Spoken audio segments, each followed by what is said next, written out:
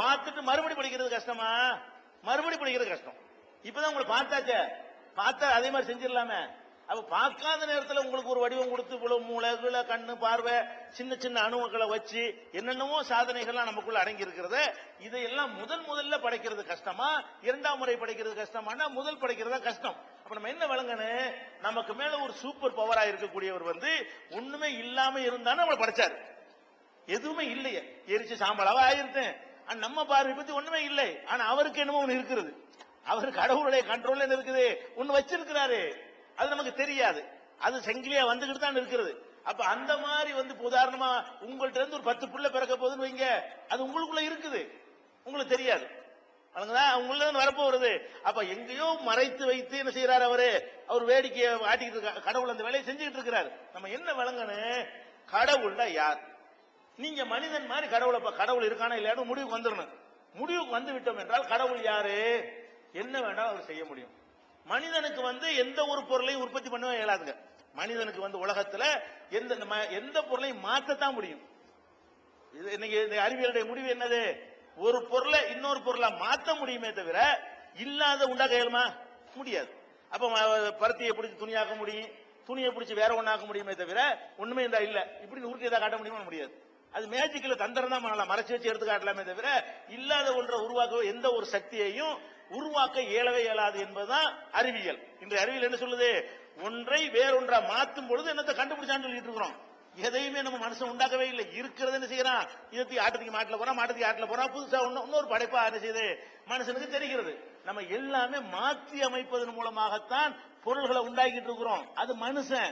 கடவுள் ஒண்ணும் இல்லாட்ட உண்டாக்குவார். நீங்க எப்படி நம்பனு, இத வேற ஒண்ணா உருவாக்குறது உங்களுக்கு முடியும்.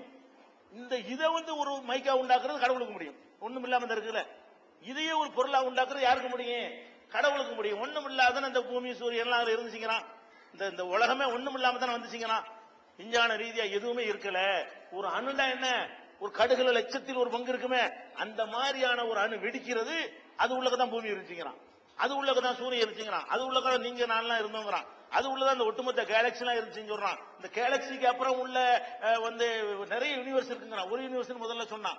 இது மாதிரி நிறைய அடுக்கடுக்கா யூனிவர்ஸ் இருக்குங்கிறான். அப்ப இவ்வளவு எதுக்குள்ள அடங்கி இருந்துச்சான் அந்த ஊருக்குலாம். அப்ப கடவுளை பொறுத்த வரைக்கும் இல்லாததை உருவாக்குற ஒரு கடவுள். மனுஷனை பொறுத்த வரைக்கும் இருக்கிறத மாத்திரமா மனுஷன். இதுதான் நம்ம சக்தி. அதனால நம்ம என்ன விளங்கணும், கடவுள்னு ஒருத்தர் ஏத்துட்டோம்னு சொன்னா அவர் நம்மளை அழிக்கவும் இயலும், அவர் நினைச்சா திரும்ப படைக்கவும் இயலும் அப்படின்னு நம்பினால் இது ஒரு கொஸ்டினாவே இருக்காது. அப்ப கடவுள் விஷயத்துல கோளாறு வந்தா தான் அந்த கொஸ்டினே வரும். அது எப்படி முடியும்னு கேள்வி எதனால வருது, கடவுளை பலவீனமா உள்ளத்துல நினைச்சு வச்சுக்கிறதுனால அந்த கேள்வி வரும். கடவுள் பலவீனமானவர் இல்லைன்னு மனசுல இருக்குமே, ஆனால் யாரை பத்தி சொல்றோம் நீங்க பாக்கணுமா இல்லையா? ஒரு புல்தடிக்கு பயில்வான் இதை தூக்கிடுவான்னு சொன்னா நீங்க நம்பாதீங்க. ஒரு கிங்காங் தாராசிங்க தூக்கிடுவான்னு நம்பணுமா இல்லையா? முகமது அலி கிளே கேசிஎஸ் கிளே தூக்கிடுவான்னு நம்பணுமா இல்லையா? யாரை பத்தி சொல்றோங்கிறத பார்த்து என்ன செய்யணும், நம்பணும். அப்ப நம்ம இறைவனை பொறுத்த வரைக்கும் சூப்பர் பவர் நம்ம எப்ப ஏத்துக்கொண்டோமோ அவருக்கு எதுவும் முடியாது கிடையாது. அந்த மாதிரி அடிப்படையில் புரிஞ்சா குழப்பம் இருக்காது. என் பெயர் எல்லப்பன், அரக்கோணம் பகுதியை சேர்ந்தவன். இப்ப நான் எந்த மதத்தையும் நம்பாதவன். எந்த மதத்தினுடைய இறைவன் நீங்க சொல்ற இறைவன் படைக்கிறாரு, மக்களை படைக்கிறாரு. எந்த ஒரு பொருளையும் எந்த பொருளையும் யாராலையும் படைக்க முடியாது, அது சூப்பர் பவரோட கடவுளால தான் முடியும்னு சொல்றீங்க. அப்போ எல்லா மதத்துல இருக்கிற கடவுள் தான் மனிதர்களை படைத்தார். அது வாரத்துக்கு பிறகு போலாம். ஆனா அதை நம்புவோம், அப்படி உங்க பிரகாரமே நம்புவோம். அப்படி படைச்சவரு ஒருத்தனை அழிக்கிற மாதிரி தன்னுடைய மதத்துக்குள்ளேயே தன்னை அழிச்சுக்கிற மாதிரி ஏன் படைக்கணும்? அதுக்கு ஏன் ஒரு பண்ணணும்? அவருக்கு தான் சூப்பர் பவர் ஆச்சு, அவரால் எல்லாமே முடியுமே, அவர் தானே செய்யணும். ஏன் இந்த மாதிரி ஒருத்தனை அழிக்கிற மாதிரி தன்னுடைய நாட்டை, இஸ்லாம் நாட்டில இருந்து நானும் இந்து மதத்துல எல்லா மதத்திலையுமே ஒருத்தனை அழிக்கிற மாதிரி கருத்தை ஏன் இவரு படைக்கணும்?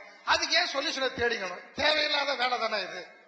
இறைவன் சூப்பர் பவர் அப்படின்னு சொல்றீங்க, அவருக்கு முடியாது எதுவுமே இல்லை அப்படின்னு சொல்றீங்க. அப்படி ஒரு எல்லாமே முடியக்கூடிய ஒரு ஆள் படைக்கிற மனுஷனை ஒருத்தன் அடிச்சுக்கிட்டு சாவுற மாதிரி, இவன் அவனை கொள்ற மாதிரி, அவன் இவனை கொள்ற மாதிரி இதுக்கு படைக்கணும். ஒருத்தர் அழிக்காம படைக்கலாம் தானே அப்படின்னு கேட்கிறாரு. அது மட்டும் இல்ல, இன்னும் நிறைய கேட்கலாம். அப்படி கேட்கலாம், ஒருத்தனையா ஏழையா படைக்கணும், ஒருத்தனையா பணக்காரனை படிக்கணும், ஒருத்தனையா சோத்துக்கு சாவணும், ஒருத்தையும் பெரிய ஆடம்பரமா வாழணும், ஒருத்தையும் திருட்டுப்பிள்ளா இருக்கணும், ஒருத்தையும் நல்லா திருடாம இருக்கணும், ஒருத்தையும் தண்ணி அடிச்சுட்டு இருக்கணும், இன்னொருத்தையும் அதெல்லாம் எதுக்குறவனா இருக்கணும். அப்படின்னு நிறைய என்ன செய்யலாம். ஒருத்தையும் ஒழுக்க சீலனா இருக்கணும், ஒருத்தையும் வந்து ரொம்ப கேடு கட்டவனாக ஒழுக்கம் கட்டவனா இருக்கணும், இப்படி ஒருத்தையும் ஊனம் உள்ளவனா இருக்கணும், ஒருத்தையும் எல்லா உறுப்பும் கரெக்டா உள்ளவனா இருக்கணும்.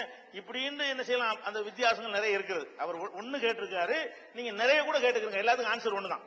என்ன இன்னும் நூத்து கணக்குள்ள எடுத்துக்கிறங்க. கடவுள் படைப்பு நீங்க எடுத்து பாத்தீங்கன்னு சொன்னா சமமாக இருக்கவில்லை, வித்தியாசத்தோடு தான் இருக்கிறது. நம்ம என்ன நினைக்கிறோம், சமமா படைச்சிருக்கலாமே நினைக்கிறோம். நம்ம மனசை என்ன நினைக்கிறோம்னா, கடவுள் வந்து ஒரு சரியான ஒரு ஆளா இருந்தா நினைச்சிருக்கனே, எல்லாரையும் சமமா படைச்சிருக்கலாமே அப்படிங்கறதா இந்த இதுக்குள்ள அடங்கி இருக்கிற அடிப்படையான விஷயம். முதல்ல நீங்க விளங்கிக் கொள்ளணும், சமமாக அனைவரையும் படைத்தால், இந்த விஷயத்துக்கு வந்துடுறேன், இந்த கொலை செய்யறது கேரக்டர் விஷயத்துக்கு வந்துடுறேன். பொதுவாக எல்லாரையும் சமமாக கடவுள் படைச்சாருன்னு சொன்னா அடுத்த நிமிஷமே உலகம் அழிஞ்சு போயிரும். நல்லா விளங்கிக்கிறது. சமமா இருந்தா என்ன ஆயிரும், உலகம் அழிஞ்சு போயிரும். சமமா இல்லாமல் படைச்சதுதான் ஒரு அறிவாளிகளுக்கு ஆதாரமே. சமமா இல்லாம படைச்சதுன்னா என்ன அர்த்தம், எனக்கு எல்லாம் நிறைவாயிருச்சுன்னு சொன்னா யாரு தெய்வம் எனக்கு தேவையில்லைன்னு ஆயிரும். உங்கள்கிட்ட எல்லாம் நிறைவாயிருச்சுன்னு சொன்னா நான் உங்களுக்கு தேவையில்லை, நீங்க எனக்கு தேவையில்லை, அந்த மாதிரி ஆகிவிடும் பொழுது யாரையும் சாராமல் இருக்கக்கூடிய ஒரு நிலைமை உருவாகி போயிடும். அப்படி உருவானால் அதுவே நம்ம அழிக்கக்கூடிய ஒரு சித்தாந்தமா மாறி போயிடும். எப்படி உதாரணத்துக்கு ஒண்ணு எடுத்து பார்ப்போம். ஒருத்தர் அது எல்லாரும் பெரிய கோடீஸ்வரன், ஆளுக்கு ஒரு 1000 கோடி இருக்குன்னு வைங்க. நம்ம இருக்கிற 50 பேருக்கு என்ன இருக்கு, எனக்கும் 1000 கோடி உங்களுக்கும் 1000 கோடி. இப்படி இருந்தால் இப்ப அந்த 1000 கோடி ரூபாய் 1000 ஏக்கர் நிலம், ஆளுக்கு 1000 ஏக்கர் நிலம் இருக்குன்னு வைங்க. இப்ப வந்து என் வீட்டு நிலத்துல வந்து நான் விவசாயம் பண்ணணும், உங்களை வந்து கூப்பிடுறேன், நானும் 1000 நீ போட சொல்லுவீங்களா இல்லையா? என்கிட்ட 1000 கோடி இருக்கிற மாதிரி உங்கள்கிட்ட என்ன இருக்குது, 1000 கோடி இருக்கா இல்லையா? நான் உங்களை வேலைக்கு கூப்பிட்டேன்னு சொன்னா நான் என்ன உனக்கு சமமா, உனக்கு மட்டமா, நான் நீ ஒண்ணுதானே, நான் ஏன்டா உன் வீட்டுல வந்து வேலைக்கு பார்க்கணும் அப்படின்னு சொன்னீங்கன்னு சொன்னா அந்த 1000 ஏக்கர்ல நான் தான் உழுவணும், நான் தான் கலப்பை எடுக்கணும், நான் தான் தண்ணி பாய்ச்சணும், நான் தான் நாத்து நடணும், நான் தான் அறுக்கணும், செத்து போயிடுவேன். ஒண்ணு நடக்குமா? ஏதாவது நடக்காது. எனக்கு ஒரு சட்டை வேண்டி இருக்கிறது. சட்டை வேண்டாம், என்ன செய்ய வேண்டியிருக்கு, ஒருத்தன் பஞ்சு விதைக்கணும், ஒருத்தன் நூல் நுறுக்கணும், ஒருத்தன் வந்து துணி ஆக்கணும், ஒருத்தன் தைக்கணும், ஒருத்தன் விற்கணும், ஒருத்தன் வாங்கணும்டா தான் இதெல்லாம் சரியா வரும். இப்ப எல்லாரும் சமமா இருந்தா அவன் பண்ண போறான், சட்டை வேண்டாம் என்ன செய்யணும், நான் தான் பருத்தி விதைக்கணும், நான் தான் நூலாக்கணும், நான் எனக்கு உங்களுக்கு தேவைக்கு தானே மனுஷன் வந்து வேலை செய்யறான். அவன் இதை வச்சு வாழணும்னு ஒரு நெருக்கடிக்காக என்ன செய்யறான், இறங்கி ஏதாவது செய்யறேங்கிறான். இப்ப மனிதர்கள் எல்லாரும் எல்லா வகையிலும் சமமா இருந்தார்கள் என்று சொன்னால் அப்ப என்னவாயிரும்னா யாரும் யாருக்கும் ஒத்துழைப்பில் தான் உலகம் ஓடிக்கிட்டு இருக்கிறது. கடவுள் வந்து உலகம் ரன் ஆகுறதுக்கு படைச்சிருக்காரு தவிர எதுக்கு படைக்கல, அழிக்கிறதுக்கு படைக்கல. ரன் ஆகுறதா என்ன செய்யணும், அவர் வந்து ரன் பண்ணிட்டு இருக்க மாட்டாரு, சாவியை கொடுத்து விட்டுருவாரு, அது ரன் ஆகிக்கிட்டே இருக்கும். விளங்குதா? கடவுள் வேலை என்னது, பொம்மைக்கு சாவி கொடுப்போம்ல, கீ கொடுத்தோம்னா சுத்திக்கிட்டே இருக்குமா இல்லையா? அந்த மாதிரியான வகையில கீயை கொடுத்து விட்டாரு, கீ கொடுக்காம விட்டா பொம்மை நின்று போயிடும். அப்ப அந்த மாதிரி இஸ்லாம் என்ன, கடவுளை பொறுத்து நீங்க என்ன விளங்கணும்னு கேட்டா, இந்த வித்தியாசங்கள் இருந்தால்தான் உங்களுக்கு நான் தேவை, எனக்கு நீங்க தேவை, ஒருத்தனுக்கு அடுத்தவன் தேவை அப்படின்னு வந்தா தான் உலகம். ஒரு குருட்டு பயிலா இருக்கான்னு வைங்க, இந்த குருடான்னு ஒருத்தன் இல்லைன்னு சொன்னா இந்த கண்ணை வச்சுக்கிட்டு திங்கிறான் எத்தனை பேர், அவன் எல்லாம் செத்து போயிருவான். கண்ணை வச்சுன்னா கண் ஆபரேஷன் பண்றவன், கண்ணு சொட்டு மருந்து தயாரிக்கிறவன், கண்ணாடி தயாரிக்கிறவன், இந்த கண்ணை வச்சுக்கிட்டு ஒரு 10% பேர் வாழ்றான் உலகத்துல. ஒரு கண்ணு நம்ம கண்ணு தான் அவனுக்கு வாழ்க்கை சோறு போடுறது. என்னது, ஏன் நான் ஒரு கண்ணுல கோளாறு உள்ளவனா இருப்பதுதான் யாருக்கு சோறு போடுது, அந்த 10% பேருக்கு சோறு போடுது. ஒருத்தன் கை இல்ல கால் இல்லன்னு அந்த குறைபாடுகள் இருக்க போய் தான் அதுக்கு அதை ஒரு துறையா எடுத்துக்கொண்டு ஒருத்தன் என்ன செய்யறான், ஆராய்ச்சி பண்ணி இது நல்ல இதுல நம்ம ஈடுபட்டு நம்ம சாப்பிடலாம், அவனுக்கு ஹெல்ப் பண்ணக்கூடிய ஏதாவது செஞ்சு கொடுத்து அவங்ககிட்ட நம்ம காசை வாங்கிக்கலாம் அப்படிங்கிற மாதிரி அந்த குறைபாடுகள் இருக்கிறதுனாலதான் ஆய்வு பண்றான், ஆராய்ச்சி பண்றான். யாருமே கண்ணு வந்து யாருக்கும் கண்ணு ஊனம் இல்லைன்னு வைங்க, அறிவு மருத்துவம் வளர்ந்துருக்குமா, நமக்குரிய அறிவுக்கு வேலை கொடுக்க முடியுமா? அறிவு ஜாமாய் போயிருமாங்க. எவ்வளவு பெரிய அறிவு இருந்தா அந்த கண்ணை என்ன செய்யறான், உள்ள வரைக்கும் போய் பார்த்து கண்ணுக்குள்ள சின்ன லென்ஸ் அமைக்க விட்டு ஒரே அமைக்க விட்டு போறான். என்ன ஆகுது, இப்படி பளிச்சு பிரைட்டா இருக்கு. நேற்று வரைக்கும் மங்களா இருந்தது, அப்படி பிரைட்டா உலகமே வெளிச்சமா போன மாதிரி தெரியுது. இந்த நாலேஜ் எதனால அவனுக்கு கிடைச்சி, இந்த கண்ணை பத்தி அவன் ஆய்வு செஞ்சனால கிடைச்சி. கண்ணை பத்தி எதுக்கு ஆய்வு செஞ்சான், சோறு திங்கலான்னு ஆய்வு செஞ்சான், வேற என்ன பெரிய சேவையா? இதுல இறங்கினா என்ன செய்யலாம், இது உள்ள ஆட்களுக்கு நம்ம ஹெல்ப் பண்ணி சாப்பிடலாம், வளர்க்கலாம், வசதியை பெருக்கிக் கொள்ளலாம், அந்த மாதிரி